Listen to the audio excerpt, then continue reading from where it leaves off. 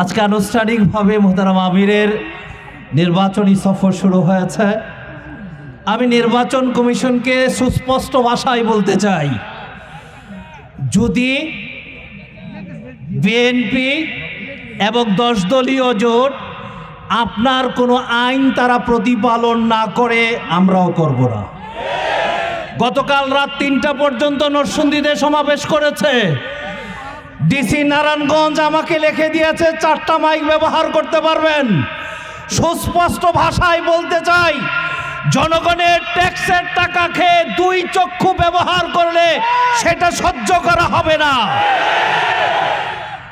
শেষ কথা বলতে চাই, আমাদের কমলগঞ্জ লক্ষ্মীপুর 4 আসনের মাননীয় সংসদ সদস্য পদপ্রার্থী আমাদের খালেদ সাইফুল্লাহ সাহেব তার স্পষ্ট বলেছেন, সিটারি বাটফারির একটা সীমা আছে।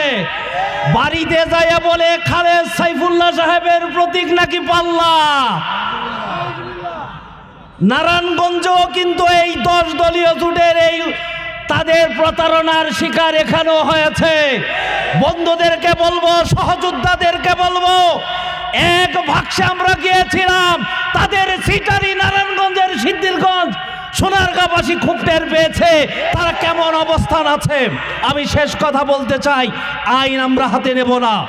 প্রশাসনের কাছে অনুরোধ করব, সবার জন্য যদি সমান হয়, রাত 8টার পরে, এরপরে যদি কোনো দলীয় চেয়ারম্যান 8টার পরে প্রোগ্রাম করে, 2টার আগে প্রোগ্রাম করলে ইসলামী আন্দোলন আমিরও সেই প্রোগ্রাম করবে ইনশাল্লাহ। সবাইকে দেখা হবে রাজপথে। আগামীতে শেষ কথা বলতে চাই, পাগড়ি ব্যবহার সুন্নত হয়েছে, জেহাদের ময়দানে পাগড়ি কিন্তু মাজায় বান্ধা লাগবে। মাজা বান্ধে প্রস্তুত আছি তো ইনশাল্লাহ।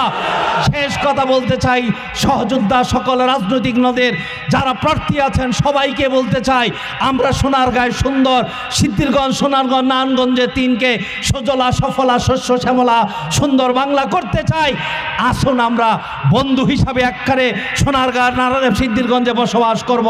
সহ অবস্থানের জন্য আমরা প্রস্তুত আছি। আল্লাহ আমাদেরকে তৌফিক দান করুন। নাসরুম মিনাল্লাহি ওয়া ফাতহুন কারীম ওয়া বাশশিরিল মুমিনিন।